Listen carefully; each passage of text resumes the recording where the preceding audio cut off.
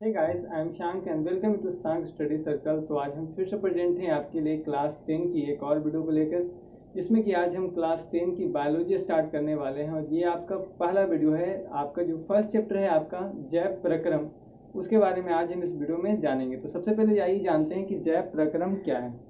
चलिए, जैसा कि आपको परिभाषा यहाँ लिखा हुआ दिख रहा है कि जैव प्रक्रम क्या है, तो यहाँ है कि जीवों में वे सभी क्रियाएं जो सम्मिलित रूप से अनुरक्षण यानी आपका मेंटेनेंस का क्या कार्य करती है, जैव प्रक्रम कहलाता है।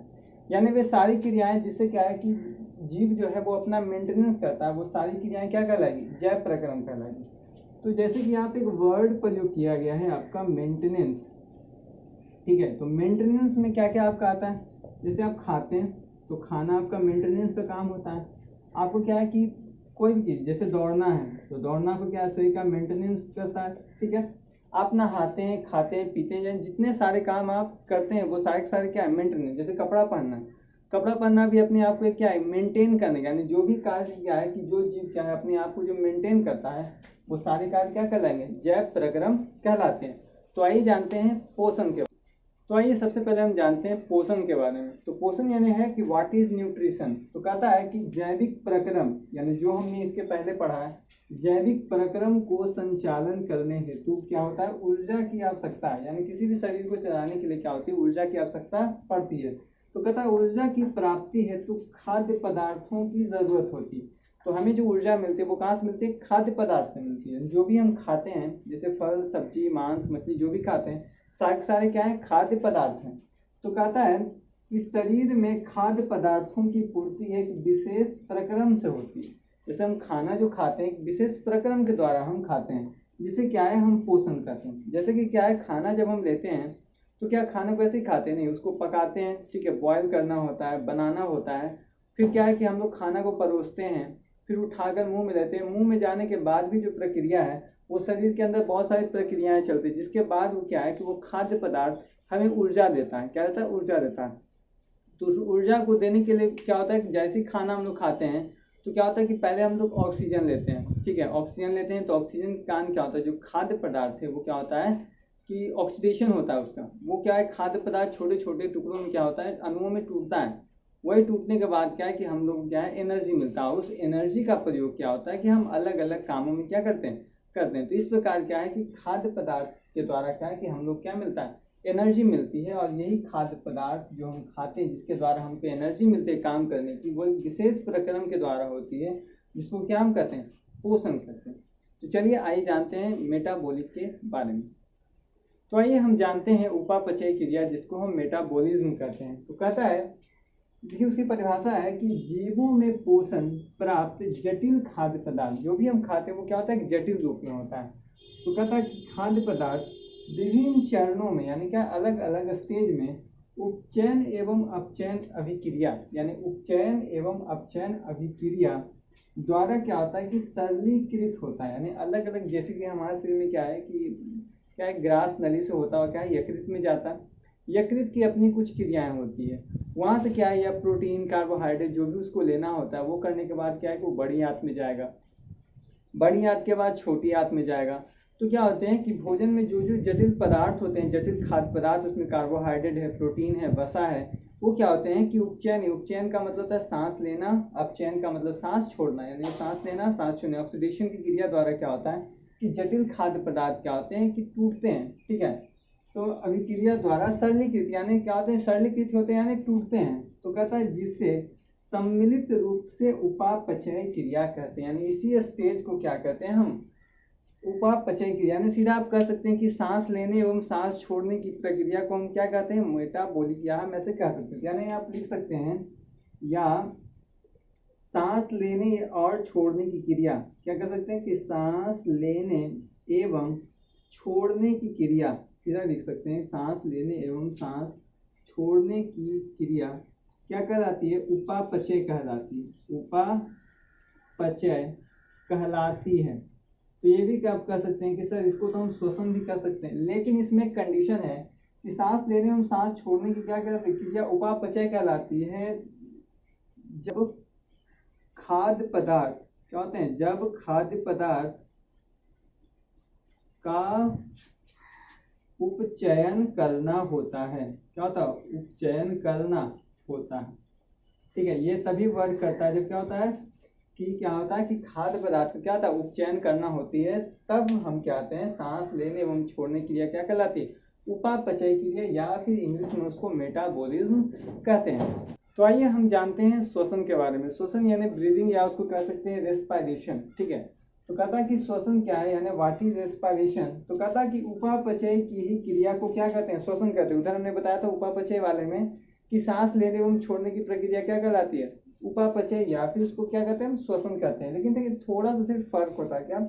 ये तो इसका सिंपल सा परिभाषा हो गया, लेकिन थोड़ा अगर लॉन्ग में जानना हो तो कहता है कि श्वसन एक दहन प्रक्रिया। दहन प्रक्रिया कैसे है कि आप जो सांस में क्या है ऑक्सीजन लेते हैं, कि जब वो पेट में हमारे जाता है यानी हमारे शरीर के अंदर जाता है, तो उसके जब क्या है कि जब खाद्य पदार्थ मिलते हैं तो खाद्य पदार्थ की क्या करता है वो ऑक्सीडेशन करता है ना, गर्म करता है। ठीक है, खाना क्या है कि वहां भी जाकर पुनः पकता है। ठीक है, तब जाकर क्या है कि हमें एनर्जी वो मिलती है। तो कहता है कि श्वसन एक दहन प्रक्रिया है जिसमें बाह्य ऑक्सीजन यानी क्या है बाहर से ले रहे हैं, बाह्य ऑक्सीजन की उपस्थिति में जीव जटिल कार्बनिक यौगिकों यानी जो हमारे जो कार्बन यौगिक यानी जो खाना हमने खाया यौगिकों का विखंडन यानी तोड़ना सरलतम अणुओं में करते हैं। यानी क्या है कि जीव क्या होते हैं उनका जो खाना होता है वो क्या होता है सरलतम अणु छोटे छोटे छोटे टुकड़ों में क्या होता है वो टूटता है सांस लेने की प्रक्रिया के कारण अणु करते हैं, तथा विभिन्न प्रकार के जैविक क्रियाओं के यानी विभिन्न प्रकार के जैविक क्रियाएं के निष्पादन हेतु प्रयुक्त ऊर्जा विमुक्त करते हैं। यानी अलग अलग जो हम कार्य करेंगे यानी जैसे हम खाना खाएंगे, दौड़ेंगे कूदेंगे,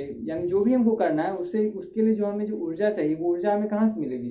तो जो हम खाना खाएंगे वो खाना खाने से भी ऊर्जा नहीं मिलती है।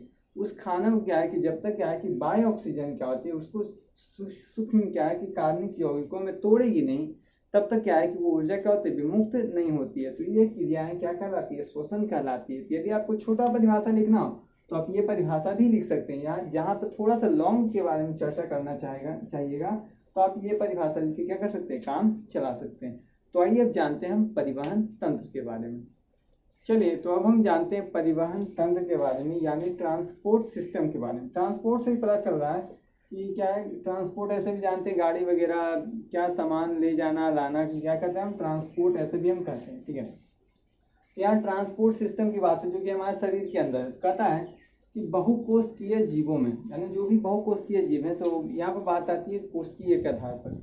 कोशिका क्या है तो 9th क्लास में आपने पढ़ा था कि बहुकोशिकीय की मतलब वैसे जीव जो क्या होते हैं कि एक से ज़्यादा कोशिकाओं से मिलकर बने होते हैं, जो बड़े जीव है जैसे हम लोग हैं, हम हैं, हाथी हो गया, गाय है, जितने तरह के आपको बड़े जानवर दिखते हैं वो सारे जानवर क्या है बहुकोशिकीय जीव हैं। मनुष्य भी क्या है कि बहुकोशिकीय जीवों की श्रेणी में ही आता है। तो कहता है कि जीवों में खाद्य पदार्थों एवं गैसों यानी खाद्य पदार्थ जो हम खाते हैं और गैस जो कि क्या हम लेते हैं, कहता है कि गैसों के परिवहन के लिए एक विशेष प्रकार का सिस्टम हमारे शरीर में होता है जिसे हम रेस्पिरेटरी सिस्टम के नाम से जानते हैं, श्वसन तंत्र के नाम से आप जानते हैं। जैसे हमारा लंग्स फेफड़ा हो गया, हमारा नाक हो गया, ये सब क्या है कि रेस्पिरेटरी सिस्टम के अंतर्गत आते हैं। तो कहता है कि सिस्टम होता है, इसके द्वारा खाद्य पदार्थ एवं गैसें शरीर के एक हिस्से से दूसरे हिस्से तक स्थानांतरित तो होता है। यानी क्या है कि इसके द्वारा क्या होता है कि जो हम खाना खाते हैं या फिर जो गैस हम लेते हैं उसका क्या होता है कि परिवहन शरीर के एक भाग से दूसरे भाग में होता है। तो इस तंत्र को ही क्या कहते हैं परिवहन तंत्र हम क्या कहते हैं। तो याद रखना है आपको कि परिवहन तंत्र क्या है कि परिवहन तंत्र एक ऐसा सिस्टम या ऐसा जाल है जिसके द्वारा क्या होता है कि खाद्य पदार्थ एवं गैसें शरीर के एक भाग से क्या होती है दूसरे भाग में स्थानांतरित होती है। जैसे कि हम खाना खाते हैं, खाना हमारे पेट में बनता है, छोटे छोटे प्रोटीन्स होते हैं, तो प्रोटीन्स हो गए, कार्बोहाइड्रेट हो गए, विटामिन हो गए, जो क्या होते हैं कि जब वो क्या होते हैं कि सभी द्वारा एब्जॉर्ब किया जाता है तो रेस्पिरेटरी सिस्टम के द्वारा नस के द्वारा आप जानते हैं कि क्या होता है कि वो खून के साथ वो क्या होते हैं कि अलग अलग जो हमारे शरीर की सारी कोशिकाएं हैं उन तक जाती है। आखिर कोशिका जिंदा कैसे रहती है तो वो उस एनर्जी का जो हम खाना द्वारा हम लेते हैं गैस द्वारा, वो क्या होते हैं कि उसी गैस के द्वारा क्या कि शरीर के प्रत्येक पार्ट में जो हमारे खाने के जो विटामिन थे, मिनरल्स थे, प्रोटीन्स थे, कार्बोहाइड्रेट थे, वो क्या होते हैं शरीर के अलग अलग सभी कोशिकाएं जितनी कोशिकाएं हमारे शरीर में सब तक क्या होती है वो पहुंचती है, जिसके कारण क्या है कि हमारे जो शरीर क्या है वो वृद्धि करता है और हम जीवित रह पाते हैं। तो चलिए जानते हैं उत्सर्जन क्या है। चलिए तो अब हम जानते हैं उत्सर्जन के बारे में। तो उत्सर्जन यानी एक्सक्रीशन क्या है। तो कहता है कि उत्सर्जन के नाम से पता चलता है कि उत्सर्जन यानी मतलब होता है बाहर निकालना। क्या होता है? बाहर निकालना। जैसे कि सांस लेते हैं तो सांस छोड़ते भी हैं, तो नाक के द्वारा क्या है कि हम क्या ग्रहण भी कर रहे हैं और क्या कर रहे हैं? उत्सर्जन भी हम कर रहे हैं। चलिए, तो कहता है इसकी परिभाषा रखते हैं। कहता है विभिन्न जैविक क्रियाओं के फलस्वरूप, विभिन्न जैविक क्रिया जैसे खाना पीना, सोना, उठना, चलना बुलना, ये सारी क्या है? ये सारी क्रियाएं क्या कहलाती है? जैविक क्रियाएं कहलाती है। तो कहता है कि जीवों में कई प्रकार के हानिकारक नाइट्रोजन युक्त अपशिष्ट उत्पादों का निर्माण होता है। ठीक है, हम खाना खाते हैं तो खाने में क्या है कि हम सब चीज़ अच्छा तो नहीं खाते हैं। जैसे कि हम बाई चांस मान लीजिए फल फ्रूट खा रहे हैं, तो उसमें क्या है कि प्रत्येक फ्रूट क्या है कि हमारे लिए क्या है? लाभदायक नहीं। फ्रूट का कुछ ऐसा भी हिस्सा जो हमारे लिए क्या है कि लाभदायक नहीं होता है, तो हानिकारक है। तो कहता है जिसके कारण क्या होता है कि हमारे शरीर में नाइट्रोजन युक्त क्या होते हैं? अपशिष्ट उत्पादों का क्या होता है? निर्माण होता है। जैसे हम चावल खाते हैं तो चावल में क्या है कि उसमें हम क्या है, चावल जब उगता है तो उसमें क्या है कि बहुत सारे क्या है खाद डाले जाते हैं, बहुत सारे डीपी यूरिया वगैरह डाले जाते हैं, जो कि क्या है कि हमारे शरीर में नाइट्रोजन युक्त अपशिष्ट पदार्थों को क्या करते हैं? निर्माण करते हैं। कहता है जिसका शरीर से क्या होता है? निष्कासन ही उत्सर्जन कहलाता है। जिसका क्या होता है? शरीर से क्या कहता है? यानी उसको निष्कासन यानी बाहर निकालना ही क्या कहलाता है? उत्सर्जन कहलाता है। कहता है कि एक चीज याद रखें कि एक कोशिकीय जीवों में उत्सर्जन होता है विसरण के द्वारा होता है, जबकि बहुकोशिकीय जीवों में इसके लिए क्या होते हैं? विशेष अंग होते हैं। जैसे कि मानव हो गया या फिर जितने सारे जीव है उसमें क्या होता है कि उत्सर्जन के लिए हम लोग का नाक बनाया गया है। ठीक है, हमारा मल द्वार है, गुहा द्वार है, जिसके द्वारा क्या है कि शरीर में जो अपशिष्ट बन रहा है उसके द्वारा क्या होता है? जो हमारे शरीर का कचरा है, अपशिष्ट पदार्थ है जो हम खा रहे हैं, उसके द्वारा जो अपशिष्ट बचा है वो हमारे शरीर से क्या होता है? बाहर निकाल दिए जाते हैं। जबकि क्या होता है कि एक कोशिकीय जीव में विसरण की क्रिया होती है, यानी वो अपने शरीर को कहीं पे तोड़ लेते हैं। जैसे अमीबा के बारे में जानते हैं कि अमीबा एक कोशिकीय जीव है जिसमें क्या है कि उत्सर्जन का कोई भाग है ही नहीं, तो क्या करता है कि किधर भी साइड अपने आप की क्या करता है? कोशिका को तोड़कर वो क्या करता है कि अपने शरीर के अपशिष्ट पदार्थों क्या करता है? शरीर से बाहर निकालता है। तो ये क्या होते हैं कि अलग अलग जीव में क्या होते हैं? जैसे एक कोशिकीय जीव में विसरण के द्वारा होता है, जबकि बहुकोशिकीय जीव में क्या होता है? इसके लिए विशेष अंग बनाए गए हैं। तो आइए हम जानते हैं जनन के बारे में। जनन के बारे में यानी रिप्रोडक्शन के बारे में। तो कहता है कि सभी जीव अपनी जैसी संतति उत्पन्न कर क्या करते हैं कि अपनी संख्या में वृद्धि करते हैं। यानी क्या करते हैं कि यही क्या करते हैं? संख्या में वृद्धि करते हैं। यह जैविक प्रक्रम क्या कहलाते हैं? जनन कहलाती है। आपने सुना होगा, जैसे कि देखा भी होगा कि आपके दादा आपकी दादी, ठीक है, इन दोनों के मेल से क्या हुआ कि 2 बच्चे इनके हुए। फिर आपके मम्मी पापा थे, मम्मी आई, फिर इनसे क्या हुआ? 2 बच्चे, इनसे भी 2 बच्चे। इस प्रकार क्या है कि ये संख्या में क्या लगातार वृद्धि कर रहे हैं। तो यही संख्या में वृद्धि करना ही क्या कहलाता है? जनन कहलाता है। जिसे उदाहरण से आप समझ सकते हैं कि मनुष्य जो है मनुष्य को ही पैदा करेगा।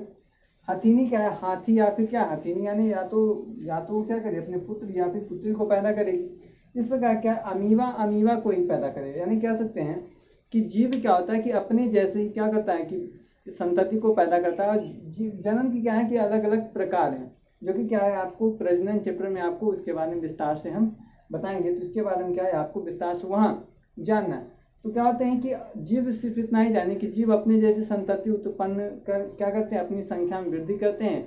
यही चीज़ क्या कर यही जैव प्रक्रम क्या कहलाता है? रिप्रोडक्शन यानी जनन कहलाता है। चलिए आगे चलते हैं। जीवन क्या है? तो आइए हम जानते हैं कि जीवन क्या है यानी लाइफ क्या है। तो कहता है, देखिए लाइफ की परिभाषा काफ़ी अच्छी है। कहता है कि जीवन किसी भी जीव द्वारा, यानी क्या है कि जीवन क्या है? किसी जीव द्वारा वातावरण के पदार्थों एवं ऊर्जा का, यानी जो भी पदार्थ यानी जो भी वातावरण का पदार्थ हम यूज करते हैं का उपापचयी क्रियाओं के निष्पादन हेतु उपयोग एवं मृत्यु के पूर्व प्रजनन की अंतर्निहित शक्ति है। देखिए परिभाषा काफी अच्छे, इसको सिर्फ समझने का है कि जीव क्या है कि अपने जीवन काल में यानी वो बचपन से लेकर यानी जब आप जन्म होते हैं, जन्म से लेकर मृत्यु से पूर्व तक क्या होता है कि जो भी जीव क्या है कि वातावरण की जो भी वस्तु उपयोग करता है, वो चाहे खाने के लिए यूज करे, पहनने के लिए यूज करे, जो भी चीजें वो क्या करता है यूज करता है, वो सारी की सारी क्या है एक लाइफ प्रोसेस में वो क्या होती है चली जाती है। और कहता है कि उपापचय यानी खाने की क्रिया, ठीक है, का उपयोग एवं मृत्यु के पूर्व क्या करता है कि प्रजनन की अंतर्निहित शक्ति क्या है यानी जीवन, या फिर इतना भी लिख सकते हैं कि जीवन क्या है कि ऊर्जा का उपपचयी क्रियाओं के निष्पादन हेतु उपयोग एवं मृत्यु के पूर्व प्रजनन की क्या है अंतर्निहित शक्ति है। क्या है कि आपका जीवन की दूसरी परिभाषा चलते हैं, ठीक है, वो भी जस्ट लाइक इसी जैसा सेम, बस थोड़ा सा अंतर है। कहता है कि जीवन क्या है, अणुओं की एक जटिल एवं अद्वितीय संरचना, यानी जो भी क्या है कि हम बने हुए किससे, तो अणुओं से, ठीक है। तो कहता है कि जीवन क्या है कि अणुओं की एक जटिल एवं अद्वितीय क्या है, संरचना है, जो रासायनिक अभिक्रियाओं द्वारा, जो भी क्या है रासायनिक अभिक्रिया हमारे शरीर में हो रही है, वातावरण द्वारा हो रही है, को क्या करता है, स्वयं को अभिव्यक्त करता है। जो रासायनिक अभिक्रिया द्वारा स्वयं को क्या करता है, अभिव्यक्त, यानी हम खुद को क्या करते हैं, अभिव्यक्त हम करते हैं। तथा वृद्धि, यानी खाना खाते हैं तो क्या वृद्धि हो रहा है, परिवर्धन हो रहा है, अनुकूलन हो रहा है, प्रजनन को क्या करता है, प्रेरित करता है। तो जीवन क्या है कि यानी इसमें क्या है कि देखिए इस परिभाषा में क्या है कि थोड़ा सा ज़्यादा समझा इसमें, यानी इस परिभाषा का सीधा मतलब था कि जो क्रिया हम क्या है जन्म के बाद एवं मृत्यु के पहले करते हैं, वो चाहे प्रजनन की क्रिया हो, खाने की क्रिया हो, पीने की क्रिया हो, सोने या उठना बैठना, जो भी सारी क्रियाएं हैं वो क्या है, जीवन की ये क्रियाएं, ठीक है, ये भी जीवन। इसमें क्या है कि आपको पूरा बताया कि हम क्या है कि जो क्या है कि अणुओं से बने, यानी जटिल कार्बनिक पदार्थ से क्या हम बने।